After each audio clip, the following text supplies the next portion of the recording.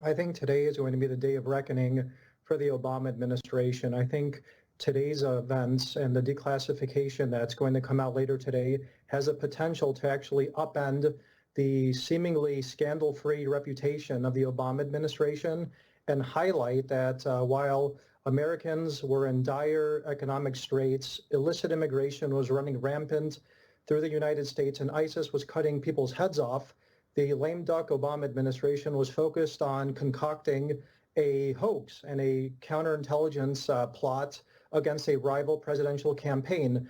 I think this is going to be the most serious, damning information that's going to harm the Obama administration. It has the potential to focus and shine a different light on an incoming Biden administration, and we'll see how far this information actually impacts Joe Biden in the early stages of his presidency. Now, we've had you on this show so many times before, going back, I don't know how long, over a year. You, so many others have been calling on President Trump to declassify this information, a long time ago. Why do you think he waited so long? I think there was certainly some sort of internal conflict within the DOJ and the intel agencies because, as I've always said from the beginning, and something that the evidence, as it has slowly and incrementally been declassified over the last months, has overwhelmingly supported, is that this was never a Russia-led operation in which the Trump campaign was colluding, because of course that was a fantasy and that was a cover story.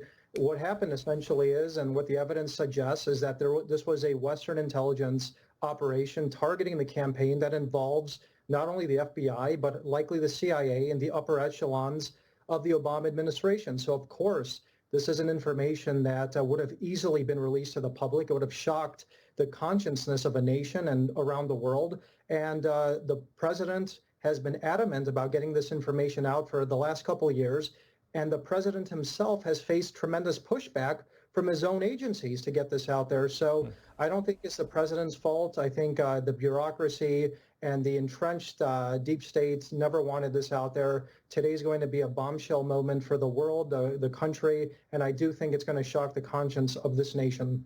Well, we saw you mentioned the CIA. We saw John Brennan on the screen. Before that, we also saw pictures of Professor Joseph Mifsud, who you had direct contact with, and you say was an FBI plan to sabotage the Trump campaign. What do you expect us to learn about Mifsud or Stephen Halper, one of the other guys, one of the mysterious characters involved in this investigation? Well, I'm glad you brought up Mifsud, because there's actually been a lot of stuff and news coming out of Italy, including from the former Italian prime minister, who the last time he was in the headlines was when he threatened to sue me last year, which was actually a very bizarre situation to find myself in.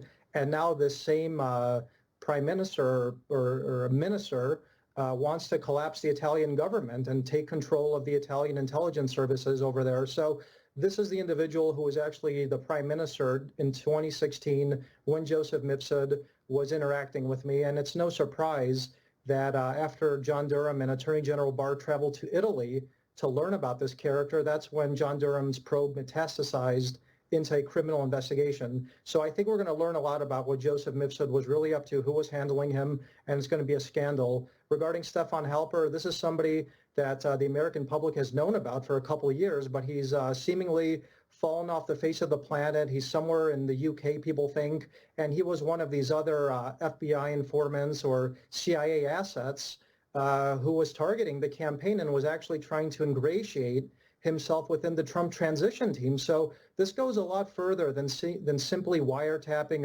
or spying on individual members of a Trump campaign. This is somebody who, what I've been told, we're going to learn about today about him, was trying to actually enter himself into the Trump administration and to be some sort of mole within the new administration. So why the FBI under Comey was trying to plant this person in the Trump administration to extract what exactly, this is something we've never seen in modern day American history.